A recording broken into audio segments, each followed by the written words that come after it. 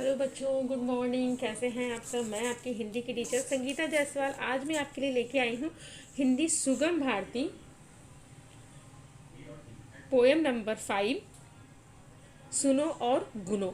आज हम पढ़ने वाले हैं बच्चों सुनो और गुनो पहली इकाई हिंदी सुगम भारती कक्षा 8वीं। ठीक है बच्चों, आज हमारे पोयम का नाम क्या है बच्चों? आज हमारे पोयम का नाम है सुनो और गुनो। तो ये कविता शुरू करने से पहले मैं आपको बताना चाहती हूँ इस वीडियो में आपको क्या क्या चीज़ें प्रोवाइड की जाएंगी। तो सबसे पहले हम कवि का परिचय पढ़ेंगे बच्चों। उसके बाद पोयम जो है वो रीड करूँगी, जो कठिन शब्द आएंगे वो बताऊँगी, उसके भावार्थ आपको बताऊँगी, उसे लिखवाऊँगी। उसके बाद पेज नंबर 13 पर जो एक्सरसाइज दी गई है बच्चों वो आपको पूरी तरह से कंप्लीट कराई जाएगी। ठीक है, तो लास्ट तक बने रहिएगा, कहीं जाने की ज़रूरत नहीं है। इस वीडियो में सारे डाउट्स आपके क्लियर किए जाएंगे। तो चलिए स्टार्ट करते हैं। आज का हमारा पोयम है सुनो और गुनो। पहले बच्चों हम परिचय जान लेते हैं गोपाल दास सक्सेना नीरज जी का, जो इस कविता की लेखक हैं। तो गोपाल दास सक्सेना नीरज जी हिंदी साहित्यकार, शिक्षक, कवि के रूप में प्रसिद्ध हैं। आपने मर्म स्पर्शी काव्य अनुभूति और सहज सरल भाषा द्वारा हिंदी कविता को एक नया मोड़ दिया है बच्चों। ठीक है, तो ये था इनका परिचय। चलिए इनकी कुछ कृतियां जान लेते हैं बच्चों सक्सेना जी की। इनकी प्रमुख कृतियां हैं गीत अगीत, नीरज के गीत गाए, नीरज की पाती, बिभारी, करवा, गुजर गया, तुम्हारे लिए प्राण गीत, कविता संग्रह आदि ये इनकी कृतियां हैं। किसकी कृतियां हैं बच्चों? गोपाल दास सक्सेना नीरज जी की, जो इस कविता के कवि हैं। ठीक है बच्चों, चलिए अब हम पद्य संबंधी जान लेते हैं, थोड़ी सी जानकारी ले लेते हैं। प्रस्तावना देख लेते हैं इसका। प्रस्तुत आधुनिक दोहा में कवि नीरज जी ने विभिन्न मूल्यों की बात की है। उसमें आपने लोगों की भलाई करने, प्रेम से रहने, कृतज्ञ बने रहने के लिए, अभिमान को त्याग देने के लिए हमें उस चीज़ों के लिए प्रेरित किया है। ठीक है, तो इस कविता के जरिए हम ये सारी चीज़ें सीखेंगे बच्चों। ठीक है, कि हमें दूसरों की भलाई करनी चाहिए, हमेशा अच्छे से व्यवहार करना चाहिए, प्रेम से सारे सबके साथ रहना चाहिए। चलिए कविता शुरू करते हैं। गाँव मैं हूँ मझधार में आज बिना पतवार, लेकिन कितनों को किया मैंने सागर पार। बहुत ही सुंदर कविता है। गाँव मैं हूँ मझधार में आज बिना पतवार, लेकिन कितनों को किया मैंने सागर पार। दूसरी पंक्तियां देख लेते हैं। जब हो चारों ही तरफ घोर घना अंधियारा, ऐसे में खायोद भी पाते हैं सत्कार। टीवी में हम पर किया यूं छुप छुप कर वार, संस्कृति सब घायल हुई बिना तीर तलवार। दूर भाषा का देश में जब से हुआ प्रचार, तब से घर आते नहीं चिट्ठी पत्री तार। तो चलो बच्चों, जो कविताएं हमने पढ़ी हैं, जो लाइनें, उसके भावार्थ देख लेते हैं। एक असमर्थ नाव अपनी व्यथा का वर्णन करते हुए कहते हैं कि यद्यपि आज वह आशक्त है और इस मझधार में पड़ी हुई है, आज इसका कोई सहारा नहीं है। यानी कि यहाँ पर एक असमर्थ नाव अपनी व्यथा का वर्णन करते हुए कहती है कि वो आसक्त है, मझधार में पड़ी हुई है, उसका कोई सहारा नहीं है, उसका कोई पतवार नहीं है, उसके साथ कोई नहीं है। यहाँ पे मझधार में वो नाव पड़ी हुई है। ठीक है, और उसके जीवन में एक समय था जब उसमें अनगिनत लोग सवार रहते थे, सागर पार कराया करती थी, अनगिनत लोग सवार रहते थे इस नाव में। यहाँ पे दोहे में कवि ऐसे परोपकारी व्यक्ति का चित्रण करते हैं जो विपन्न अवस्था में है, इसका कोई यादगार नहीं है। उसके जीवन में एक समय था जब उसने अनगिनत लोगों को सहारा दिया था। ठीक है, इस दोहे में एक ऐसे परोपकारी व्यक्ति का चित्रण है जो आज दुखी अवस्था में है, उसका कोई मददगार नहीं है। उसके जीवन में ऐसा समय था जब उसने अनगिनत लोगों की सहायता की थी, जीवन को सुधारा था, लोगों के जीवन को क्या किया था, उसने सुधारा था बच्चों। ठीक है, समय समय की बात है, पर आने पर नागाड़ व्यक्ति का भी महत्व हो जाता है और वह सम्मान सत्कार पाने लगता है। यहाँ पे सही कहा गया है। जो समय समय की बात है बच्चों, समय आने पर नागाड़ जो व्यक्ति रहते हैं उनका भी महत्व हो जाता है और सम्मान सत्कार उन्हें मिलने लग जाता है। जब चारों ओर घना अंधकार छा जाता है, जब चारों ओर क्या छा जाता है बच्चों, घना अंधकार छा जाता है और प्रकाश की गुंजाइश नहीं रहती है, तो ऐसे में जुगनू जुगनू जो होते जुगजुगाते हुए महत्व प्रकाश की रोशनी फैलाते हैं। तो यहाँ पे कवि कह रहे हैं कि बुद्धिमान व्यक्तियों को का नामो निशान ना हो, वह समय आने पर मामूली योग्यता वाले जो व्यक्ति हैं उनकी भी पूजा की जाती है, उनको भी सम्मान दिया जाता है। यानी कि जहाँ पर बुद्धिमान व्यक्तियों का नामो निशान ना हो, वहाँ पर मामूली योग्यता रखने वाले व्यक्ति को भी क्या किया जाता है, सम्मान दिया जाता है, सम्मान की दृष्टि से देखा जाता है। ठीक है बच्चों, चलिए आगे देख लेते हैं। आदमी की संस्कृति उसकी सबसे बड़ी धाती होती है, वह उसे विकृत होता हुआ बर्दाश्त नहीं कर सकता है। यानी कि आदमी की जो संस्कृति होती है बच्चों, उसकी सबसे बड़ी धाती होती है, वह उसे कभी विकृत होता हुआ बर्दाश्त नहीं कर सकता। लेकिन क्या हुआ बच्चों, लेकिन दूरदर्शन ने लोगों के घर में घुसकर प्रवेश करके लोगों को संस्कारहीन बना दिया है। लोगों को क्या बना दिया है, दूरदर्शन ने लोगों के घर में घुसकर क्या कर दिया है, लोगों को संस्कारहीन बना दिया है। कार्यक्रम दिखाकर गुपचुप ढंग से लोगों की संस्कृति प्रहार किया, उसे विकृत कर दिया है। ठीक है, तो यहाँ पर जब से देश में दूरदर्शन का अंधाधुंध प्रचलन हुआ है, तब से लोगों के घर में अंधाधुंध प्रचलन हुआ है, तब से लोगों के घर में पत्र और तारे आने बंद हो गए हैं बच्चों। ठीक है, लोगों के घर में क्या आने बंद हो गए हैं, पत्र और तारे आने क्या हो गए हैं, बंद हो गए हैं। ठीक है, चलिए आगे देख लेते हैं। जब लोग दूरदर्शन पर ही बातचीत कर लिया करते हैं, पत्र भेजने की आवश्यकता ही नहीं रह गई है। यानी पे दूरदर्शन पे ही लोग बातचीत कर लेते हैं, तो पत्र लिखने और भेजने का जो कार्यक्रम था बच्चों, उसकी आवश्यकता अब समाप्त हो गई है धीरे धीरे। ज्ञानी हो फिर भी ना कर दुर्जन संग निवास, सर्प सर्प है भले ही मणि हो उसके पास। बहुत अच्छी बात कही है बच्चों। तो आगे की लाइनें देख लेते हैं बच्चों। भक्तों में कोई नहीं बड़ा सूर से नाम, उसने आँखों के बिना देख लिए घनश्याम। आगे की पंक्तियां देख लेते हैं। तोड़ो मसलो या कि तुम उस पर डालो धूल, बदले में लेकिन तुम्हें खुशबू ही दे फूल। पूजा के सम पूज है जो भी हो व्यवसाय, उसमें ऐसे रमो जो जल में दूध समाए। भावार्थ देख लेते हैं बच्चों। दुर्जनों की संगत बहुत दुखदाई होती है। यहाँ पे कह रहे हैं कवि कि दुर्जनों की जो संगत होती है बहुत दुखदाई होती है, बहुत कष्टदायी होती है। दुर्जन व्यक्ति कितना भी ज्ञानी क्यों ना हो, भूल कर भी उसकी संगति नहीं करनी चाहिए। वो कहते हैं ना, दुर्जनों की संगत सर्प की संगत के समान होती है। सर्प के पास भले ही मणि हो, यानी वह बहुत महत्वपूर्ण हो, फिर भी हमें यह नहीं भूलना चाहिए कि सर्प सर्प होता है। सर्प सर्प होता है, वह डसने की अपनी आदत कभी नहीं छोड़ता है। मौका मिलने पर वह डसने से चूकेगा नहीं।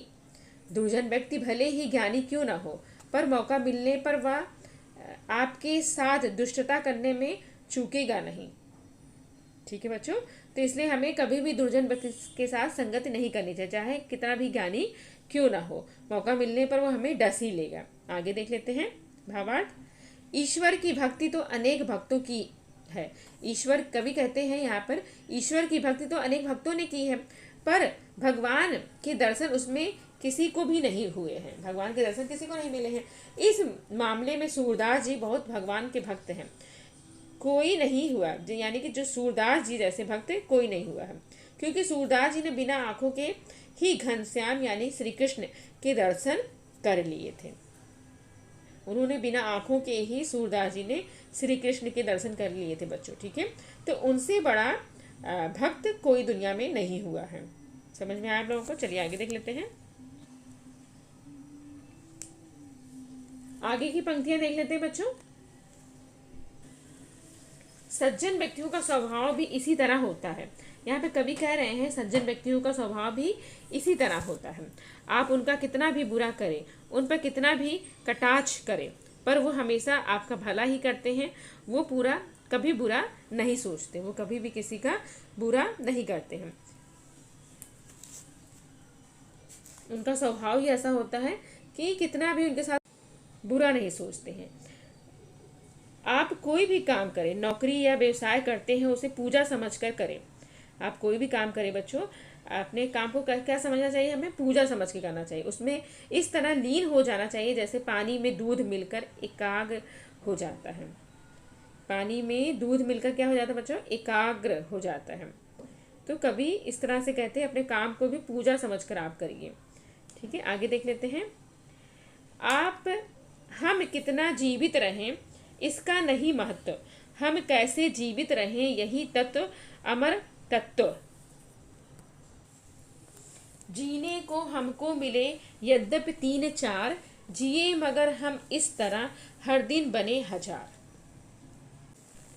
अहंकार और प्रेम का कभी न निभाया साथ, निभता साथ जैसे संग रहते नहीं संध्या और प्रभात। मात्र वंदना में नहीं फूल चढ़े 2-4, उनके चरणों में सदा चढ़ते शीस अपार। तुझे दिए तुझे मांगे बिना, उसने फल और छां, काट रहा है मूड तू उसी वृक्ष की बाह। चलिए बच्चों, इन पंक्तियों के भावार्थ देख लेते हैं। मनुष्य अधिक से अधिक दिनों तक जीवित रहना चाहता है। यह बात महत्वपूर्ण नहीं है कि आदमी कितने दिनों तक जीवित रहना चाहता है, महत्वपूर्ण यह है कि वह कितने अच्छे ढंग से जीवित रहता है। अगर अमर होने यानी अधिक दिन तक जीने की भावना का तत्व तो यही है। ठीक है बच्चों, तो यहाँ पर कवि कहते हैं कि मनुष्य अधिक से अधिक दिनों तक रहना चाहता है, यह महत्वपूर्ण नहीं है। आदमी कितने दिनों तक जीवित रहता है महत्वपूर्ण यह है, वह कितने अच्छे ढंग से जीवित रहता है ये महत्वपूर्ण है। अमर होने अधिक दिनों तक जीने की भावना का तत्व यही है।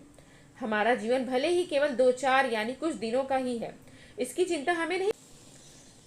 अगर हमें उस तरह जिए कि एक एक दिन 1000 दिन जैसा लंबा और आनंददायी हो जाए, अर्थात लंबे समय तक जीने की ख्वाहिश रखने के बजाय हमें इस तरह बात को महत्व देना चाहिए कि हम उसे कितनी अच्छी तरह से जी रहे हैं, हम जिंदगी को कितनी अच्छी तरीके से जी रहे हैं, इस बात को हमें ध्यान रखना चाहिए बच्चों। प्रेम का घमंड से बैर है, जहां अंधकार होगा वहां प्रेम नहीं हो सकता है। कवि इसे समझाते हुए कहते हैं, इन दोनों के बीच में दूरी उतनी है जितनी सुबह और शाम के बीच में है। कभी भी घमंड और अहंकार और में प्रेम नहीं हो सकता है, और जिस तरह से सुबह और शाम कभी नहीं मिलते उसी तरह से अहंकार और प्रेम भी कभी नहीं मिलते हैं बच्चों। ठीक है, वीडियो पॉज करके आराम से इसके भावार्थ को आप लिख सकते हैं। आगे देखते हैं। जैसे प्रभात और शाम एक दूसरे से नहीं मिल सकते, उसी तरह से अहंकार और प्रेम का मिलना भी मुश्किल होता है। कभी मातृभूमि की रक्षा के लिए मर मिटने और जवानों के बारे में कहते हैं कि उनकी वंदना में केवल कुछ फूल ही नहीं चढ़ते हैं, बल्कि मातृभूमि के सपूत उनकी रक्षा के लिए खुशी खुशी अपने प्राणों को निछावर कर देते हैं बच्चों। ठीक है, आगे के भावार्थ देख लेते हैं।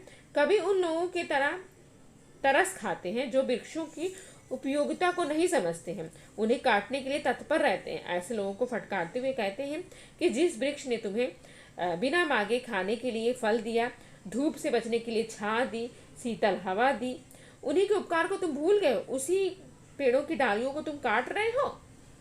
चलिए आगे की कुछ कठिन शब्द हैं बच्चों, वो हम देख लेते हैं।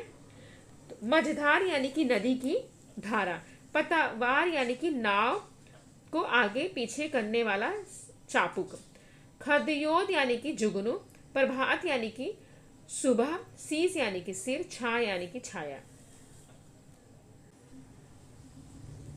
सूचना के अनुसार कृतियां करो। 100 अध्याय आ गए हैं बच्चों। 13 नंबर पेज ओपन कर लीजिए आप लोग। इसका क्वेश्चन हम देख लेते हैं। सूचना के अनुसार कृतियां पूर्ण करना है। पहला है परिणाम लिखना है आपको। दूरदर्शन में आने हमारे संस्कृत का क्या परिणाम हुआ, और दूरदर्शन के प्रचार का परिणाम ऐसा हुआ कि जब घर में चिट्ठी पत्री तार नहीं आते हैं अब। ठीक है, दूसरा क्वेश्चन देख लेते हैं। प्रस्तुत कविता में अपनी पसंद के किन्हीं दो पंक्तियों को आपको लिखना है। तो तोड़ो मसलो या कि तुम उस पर डालो धूल, बदले में लेकिन तुम्हें खुशबू ही दे फूल। उत्तर लिख लीजिए बच्चों। इस दोहे में कवि ने बहुत अच्छी बात सीख दी है। कवि ने कहा है कि अगर आप फूलों को तोड़ते हो, मोड़ते हो, मसलते हो, उस पर धूल डालते हो, तो भी वो खुशबू देना बंद नहीं करती। उसी तरह से अगर आपको भी कोई झगड़ा लड़ाई करते हो तो अपना स्वभाव ना बदलकर अच्छी तरह उसे पेश आइए। ठीक है, अपना स्वभाव में नहीं बदलना चाहिए, उसके साथ अच्छी तरह से व्यवहार हमें करना चाहिए। दूसरा क्वेश्चन देख लेते हैं बच्चों। हम कितना जीवित रहें इसका नहीं महत्व, हम कैसे जीवित रहें यही तत्व अमृत। उत्तर देख लीजिए बच्चों। इस दोहे में कवि ने यह सीख दी है कि हर मनुष्य को यह निश्चित समय तक जीवित रहना चाहिए, लेकिन वह कितने साल तक जीवित रहता है इसमें कोई फर्क नहीं पड़ता है। वह अपने जीवन में क्या कार्य कर रहा है, दूसरों के साथ कैसा व्यवहार कर रहा है, ये सारी चीज़ें तय करती हैं। ठीक है, तो उसे अमृत मिलेगा या नहीं। क्वेश्चन नंबर 3 देख लेते हैं बच्चों। जोड़ियाँ मिलानी है हमें, चलिए देख लेते हैं जोड़ियाँ इसकी। सर्प का मणि है, घनश्याम का सूरदास है, फूल का खुशबू है और वृक्ष का छां है। ठीक है, उत्तर मैच कर लीजिए आप लोग। वीडियो पॉज करके आराम से इसके उत्तर लिख सकते हैं आप लोग। चलिए क्वेश्चन नंबर 4 की तरफ जाएंगे हम। फूल तब भी सुगंध देते हैं, तो क्या सुगंध देते हैं? 3 बॉक्स आपके सामने है। नंबर 1 है तोड़ते हैं तभी सुगंध देते हैं, मसलते हैं तो भी सुगंध देते हैं, धूल फेंकते हैं तो भी वो सुगंध देते हैं बच्चों। ठीक है, तो ये उत्तर यहाँ पे समाप्त होता है। आगे और देख लेते हैं। कल्पना पल्लव है, वो भी हम उत्तर कंप्लीट कर लेते हैं। कल्पना पल्लव बच्चों, चरित्र निर्माण में सत्संगति आवश्यक होती है, इस पर अपने विचार लिखने हैं। ठीक है, तो उत्तर देख लीजिए आप लोग। सत्संगति से ही मनुष्य में मानवीय गुण उत्पन्न होते हैं और उसका जीवन सार्थक बनता है। सत्संगति से ज्ञानहीन मनुष्य को भी विद्वान बनाने की समर्थ होती है। सत्संगति वास्तव में मनुष्य के व्यक्तित्व को निखारने का कार्य करती है और उसमें सद्गुणों को संचार करती है। इस पृथ्वी पर जन्म लेने वाला प्रत्येक बालक अबोध होता है। ठीक है बच्चों, तो यहाँ पर ये पोएम समाप्त होता है। आशा है मुझे आपको बहुत अच्छा लगा हो ये वीडियो, और लास्ट तक बने रहने के लिए सारे डाउट्स क्लियर किया है मैंने आपके। तो थैंक यू सो मच बच्चों। बाय बाय बच्चों।